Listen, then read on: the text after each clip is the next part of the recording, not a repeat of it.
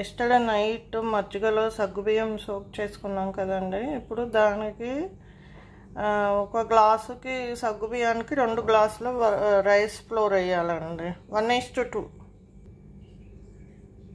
దీంట్లో కొంచెం జీలకర్ర, కొంచెం సాల్ట్, దీంట్లో క్యారెట్, కొత్తిమీర, ఆనియన్స్ వేసుకుందామండి. బాగా మిక్స్ చేసుకోవాలండి. దీన్ని వాటర్ తక్కువైతే కొంచెం మిక్స్ చేసుకోండి. ప్యాన్ పైన కొంచెం ఆయిల్ అప్లై చేయండి. ఈ విధంగా వేయండి. నార్మల్ ఊతప్పే అండి. మీరు కావాలంటే ఇంకా క్యారెట్ వేసుకోవచ్చు, మీ ఇష్టం. ఏది కావాలంటే అది వేసుకోండి. మళ్ళీ పైనుంచి ఒక డ్రాప్ ఆయిల్ అప్లై చేయండి. కొంచెం సేపు మూత పెట్టండి దీనికి. అప్పుడు చాలా బాగా కాలుతుంది. చూడండి, ఈ విధంగా గోల్డెన్ బ్రౌన్ కలర్ రావాలి. బాగా ఈ విధంగా కాలాలండి. మంచి గోల్డెన్ బ్రౌన్ కలర్ వచ్చే వరకు చూడండి.